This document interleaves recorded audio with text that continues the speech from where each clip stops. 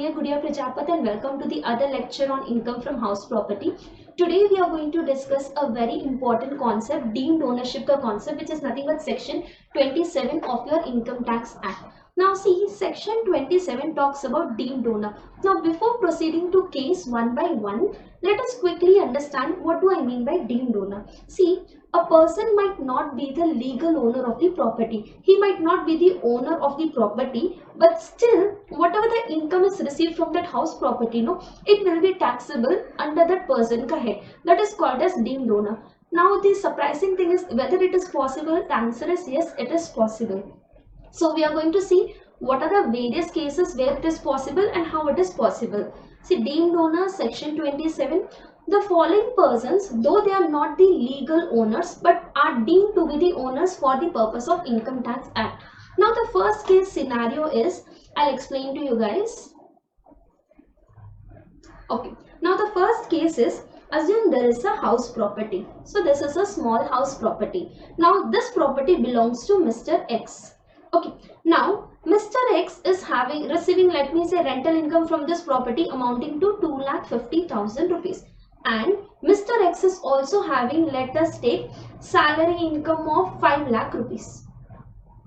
Now, in this case, Mr. X ka total income would have become 7,50,000, 2,50,000 house property and the salary of 5 lakh, which will become total income would have become 7,50,000. Now, if the income is crossing 5 lakh rupees, he needs to pay 20% ka tax under the old tax regime. Now, in this case, what Mr. X is planning is, he is thinking, why not let me transfer this house property to his wife, Mrs. X. So, Mrs. X, she is a housewife, does not have any income. So, in that case, 2,50,000 will go to Mrs. X. So, in that case, his income will become only 5 lakh rupees and Mrs. X income will become 2,50,000. Now, for that, he has to transfer the property to Mrs. X. So, what Mr. X is doing is, he is transferring, let me say, he is transferring this house property to Mrs. X for an inadequate consideration. Obviously, in case if it is an adequate consideration, the question of deemed owner will not at all arise. But where the house property is transferred to a spouse for inadequate consideration or a no consideration, then in that case, even though the legal owner is Mrs. X, still for the purpose of Income Tax Act, Mr. X will be considered as a deemed owner and this 2,50,000, whatever the income is there, that will still be taxable in the hands of Mr. X only. So this is what the concept is. Now coming back to the provision, let us see what the provision says. See, the provision says, transfer to a spouse, section 27 subsection 1. Transfer of house property to his or her spouse for inadequate or no consideration, transferor will be the deemed owner. But however, there is an exception, and the exception is if there is an agreement to live apart. Like let me say the house property was transferred, but then later on the husband and wife are planning to go for a divorce. So they are not living together or maybe planning to go for a divorce. So in that case, deemed owner ka concept will not apply and that 2,50,000 whatever we saw, that will still be taxable in the hands of Mrs. X only. It will not be taxable in the hands of Mr. X. Similarly, next point is transfer to a minor child. So similar to transferring to a spouse, if a person is transferring house property to his or her minor child, then in that case the same concept will apply. Mr. X will still be considered as the deemed owner for the purpose of Income Tax Act. Be careful if the house property is transferred for adequate consideration, or let me say if it is transferred for, be careful if the house property is transferred for an adequate consideration, then deemed owner ka concept will not apply. This concept applies only if the house property is transferred to spouse or to a minor child for inadequate consideration or no consideration. Okay? Now moving to the next thing. But minor child mein one important point is there. Sometimes it is asked in the exam. See, Mr. X transferred the house property to a minor married daughter. So minor daughter is there, but that daughter is married. Then in that case, whether whatever the rental income that minor married daughter is receiving, whether that will be taxable in the hands of Mr. X, the answer is no. So there is one exception. Exception is a minor married daughter. ठीक है. Now, okay. Now let me take one more situation. Assume Mr. X, instead of transferring a house property, what Mr. X did? Mr. X gave 20 lakh rupees to his spouse, and using that 20 lakh rupees, Mrs. X purchased the house property. Now in this case, whether Mr. X will be considered as a deemed owner, because Mr. X gave the cash and using the cash only the Mrs. X purchased the house property, the answer is no. In this case, deemed owner ka concept will not apply and clubbing ka provisions will be attracted. Clear? Yes. So first two are very easy to understand and very easy. Moving to the third point.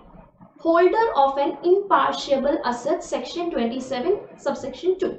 Okay, what this is saying is, assume a situation.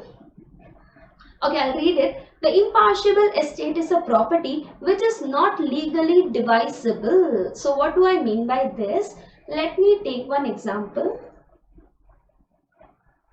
Okay, assume just let me raise this. Okay, all done. थोड़ा सा रह गया. हाँ, okay. Listen here. Listen. Back.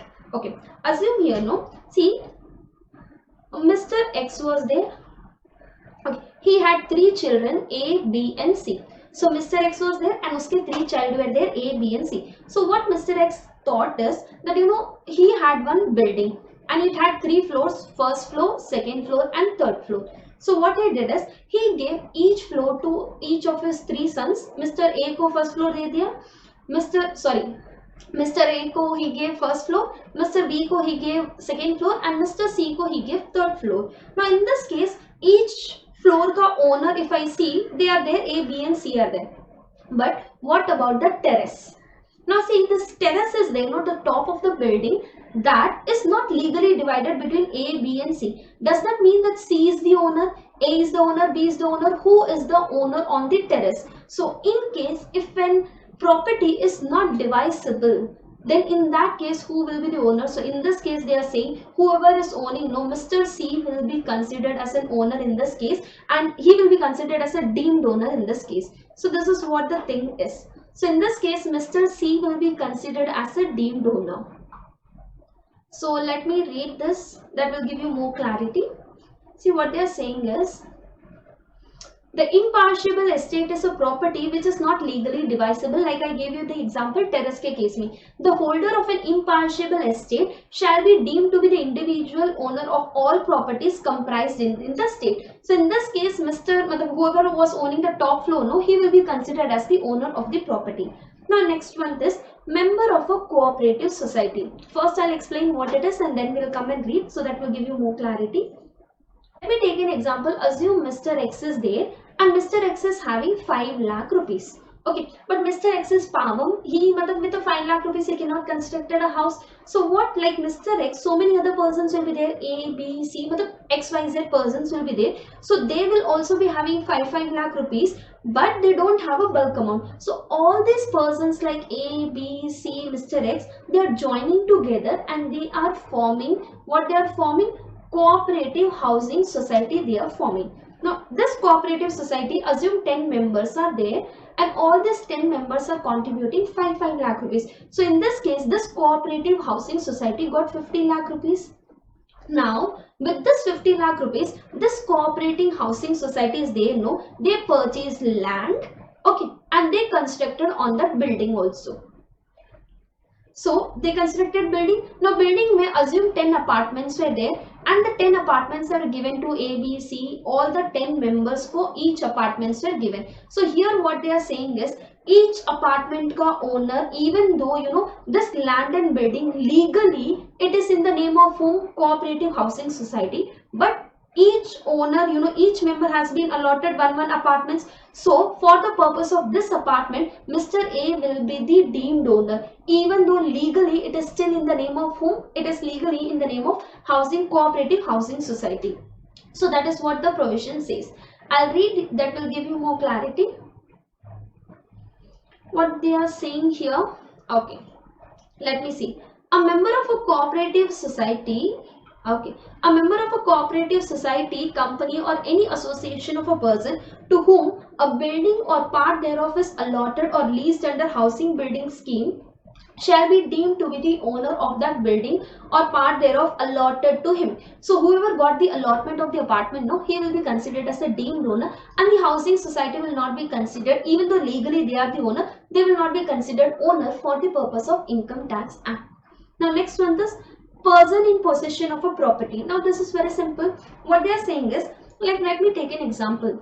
Mr. X is there, he is the builder, and there is one more person, let me say Mr. A, who is a buyer of the property. Now in this case, this builder, this day, no, he gave the property to Mr. A. So Mr. A, paid all the sale amount, only the sale deed was pending, which means that legally builder was still the owner. But however, Mr. A occupied the home, he gave the payment also, and the sale deed, the registration was pending. So in that case, who will be the owner? But as per legally, builder is the owner, but still Mr. A has occupied the house, sale consideration has been paid. So here they are saying Mr. A will be the deemed owner of that property for the purpose of Income Tax Act.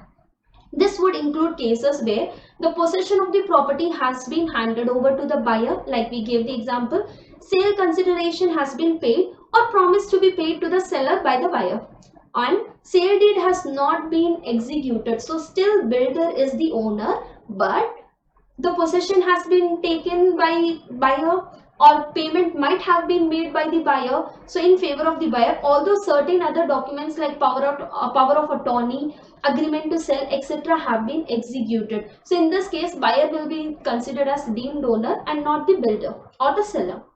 Last case, person having right in a property for a period not less than 12 years. What this is saying is, in case if you are taking any property on a lease, and lease ka rights are for, let me say, not less than 12 years, here they are speaking, which means that it has to be 12 or more years. So if a property is taken on a lease for 12 or more years, then in that case, lessee, whoever the buyer is there, whoever the person who has taken a property on a lease, he will be considered as the owner of the property, deemed owner of the property.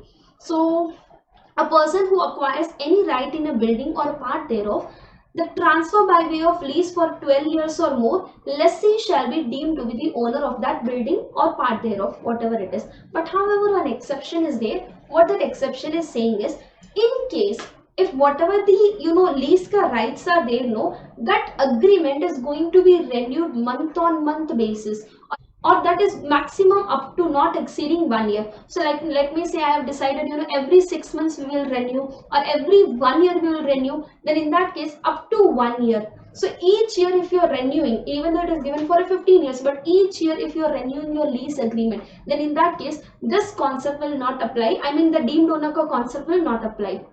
So renew lease agreements month on month basis, but maximum year on year basis. If you have decided that every 2 years or 1.5 years will renew the lease agreement, then in that case, if the period of the lease is 12 years or more, then deemed owner concept will apply. Otherwise, it will not apply. Now one more case is there which is not given here, but I'll discuss that. What the case is, assume a property is there and the title of the property is under dispute. So we don't know who is the actual owner of the property. So in that case, court mein case is going on. So obviously we'll go to the court. Court mein case is going on that who will be the actual owner of the property. So in that case, assume let me take an example also. Like, let me take an example. This house is there. So A, B, both brothers are there and both are fighting. A is saying I'm the owner, B is saying I'm the owner. So they went to the court, and court is still yet to give the judgment. So court has not given the judgment, court is yet to give the judgment. Now in this case, rental income is coming. Income tax department obviously cannot wait till the judgment is passed.